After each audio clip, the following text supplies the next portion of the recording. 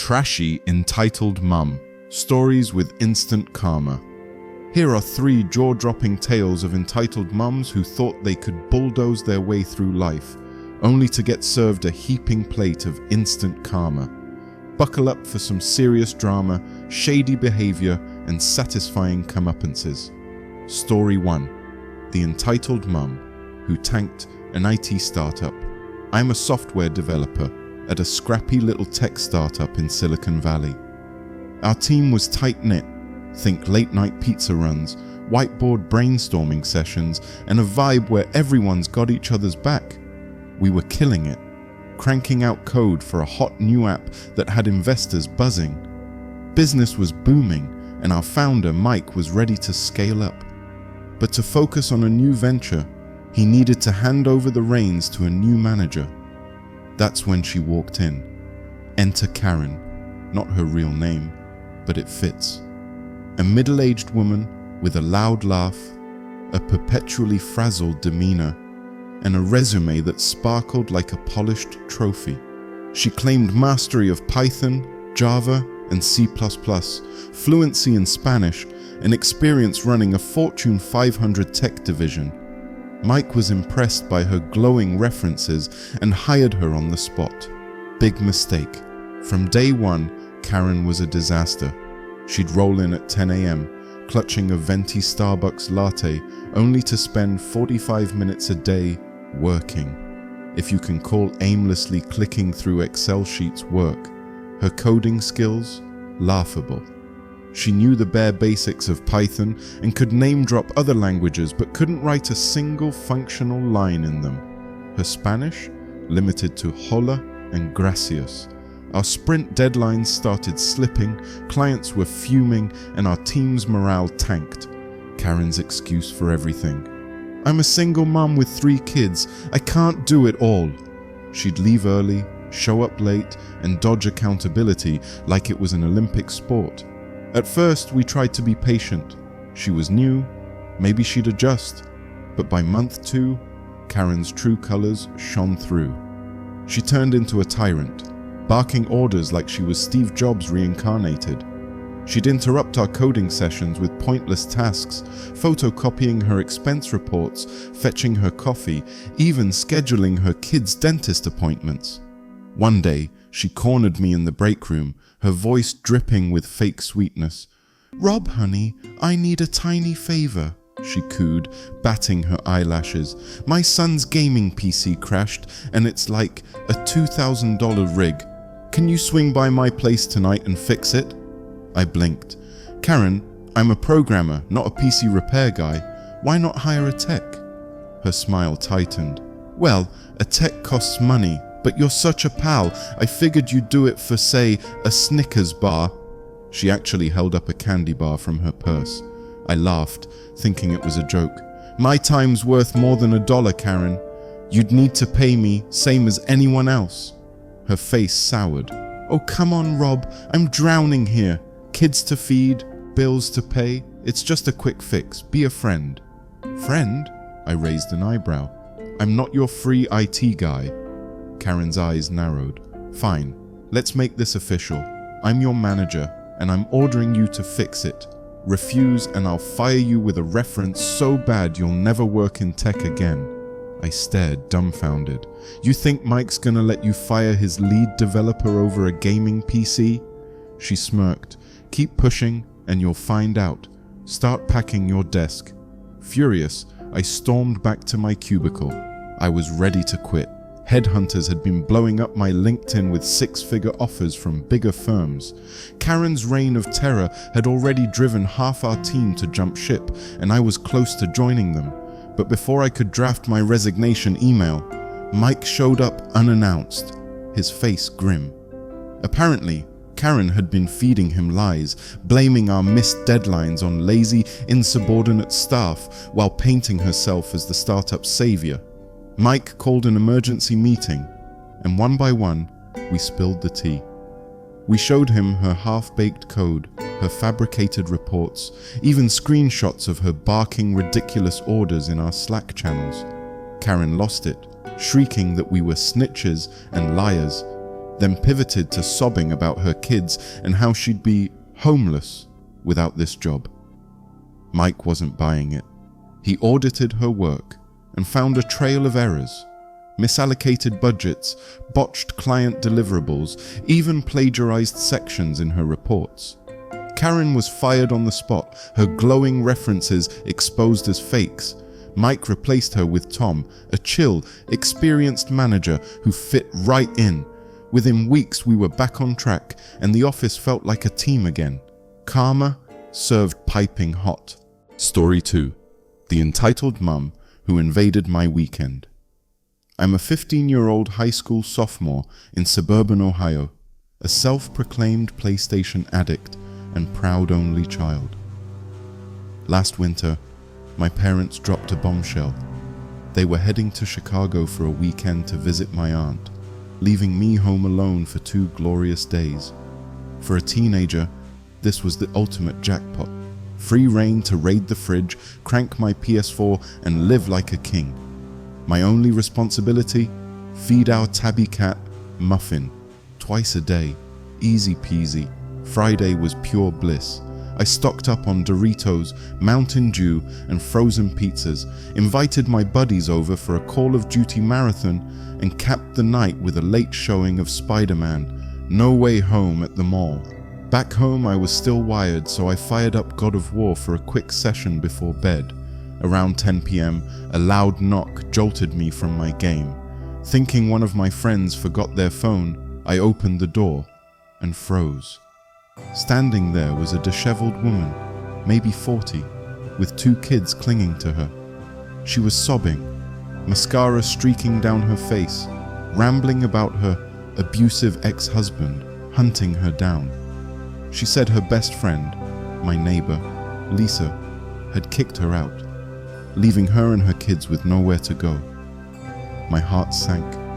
I'm no hero, but I couldn't slam the door on a crying mom and her kids. I offered her water and invited them in for the night. Big, freaking mistake. The woman, let's call her Tammy, perked up instantly, her tears vanishing like magic. I let her kids, a boy and girl around 7 and 9, play on my PS4 while I texted Lisa to confirm the story. Tammy plopped onto our couch like she owned it, scrolling through her phone. Then, without asking, she marched to our kitchen, flung open the fridge, and started piling food on the counter. Leftover lasagna, my mum's apple pie, even my precious Mountain Dew. I bit my tongue, figuring she was stressed and hungry, but it got worse. Her kids left pizza crusts and soda cans strewn across the living room. They didn't rinse a single dish, leaving our sink looking like a war zone. I tried to stay cool. Maybe Tammy had it rough. Maybe this was a one-off. But then I caught her son dragging Muffin by the tail. The poor cat was yowling, eyes wide with panic. That was my breaking point. "Ma'am," I said, trying to stay calm, "can you please tell your kid to stop? He's hurting my cat." Tammy barely looked up from her phone. "Oh, relax, he's just playing. Kids love animals. He'll get bored soon." "My cat's not a toy," I snapped. "Tell him to stop or I will." She scoffed. "Wow, rude much. Didn't your parents teach you to respect guests, especially a mum with kids?" I'd had enough. I marched over, gently but firmly pushed the boy away and scooped Muffin up, locking her in the bathroom for safety. The kid wailed like I'd stolen his candy, and Tammy exploded. She charged at me, shoving me so hard I hit the floor. "Are you insane?" she screamed. "You assaulted my baby!" "I didn't touch him," I yelled, scrambling up. "I told you to stop him from abusing my cat." "Abusing?" She laughed coldly. "It's a dumb cat, not a child. Kids come first. You can replace a pet, but my son's happiness, priceless." I was shaking with rage. "You trashed my house, ate my food, and now you're defending animal cruelty? Get your kids and get out, now!" Tammy clutched her chest like I'd stabbed her. "You're throwing a single mom and her babies out in the freezing cold? Have you no heart?" "There's a Motel 6 2 miles away," I shot back. "You'll survive." After a screaming match that probably woke half the neighborhood, I finally herded them out. The next morning, I spent hours cleaning their mess, sticky floors, smeared dishes, and a couch that reeked of pizza. But the real kicker came when Lisa called. Turns out Tammy's abusive ex story was a lie. Her husband was a decent guy who'd won full custody after their divorce because Tammy was an unfit parent, neglectful, manipulative, and prone to tantrums. She'd pulled the same stunt at Lisa's house, trashing the place and stealing food. The cops found Tammy and her kids at a gas station that night. She was arrested for violating custody orders and got jail time. Muffin? She's back to ruling the house, safe and sound. Story 3.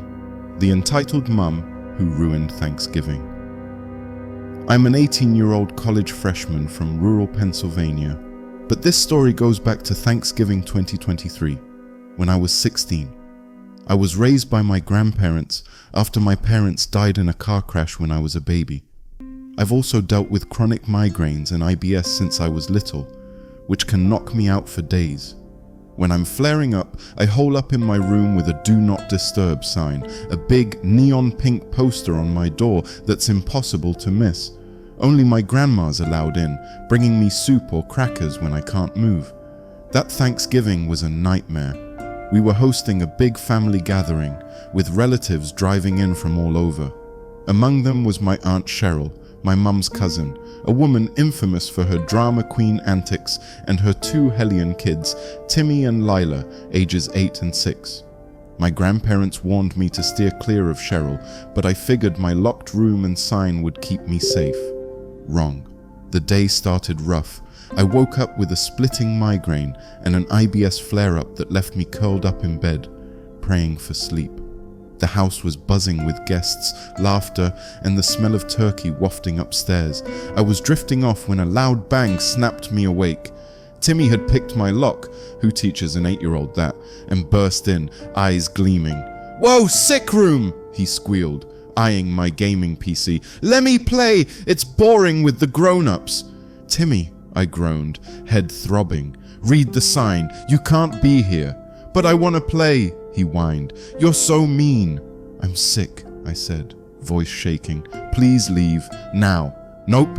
He plopped onto my chair, reaching for my keyboard. "You can't stop me, I'm a kid." I was done. Gritting my teeth, I got up, grabbed his arm, and marched him out, locking the door again. I thought that was it, until Cheryl kicked my door open 5 minutes later, her face red with rage. "You beat my son?" she roared. "Who do you think you are?" "I didn't touch him." I clutched my head, pain spiking. "I'm sick, Cheryl. Get out." "Sick," she sneered.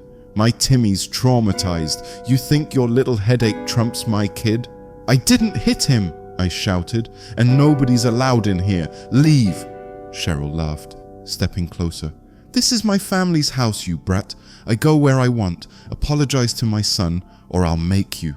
"Get out, or I'm calling Grandpa," I warned, reaching for my phone. Her eyes flashed. Before I could react, she grabbed my robe's collar, yanked me out of bed, and dragged me down the hall.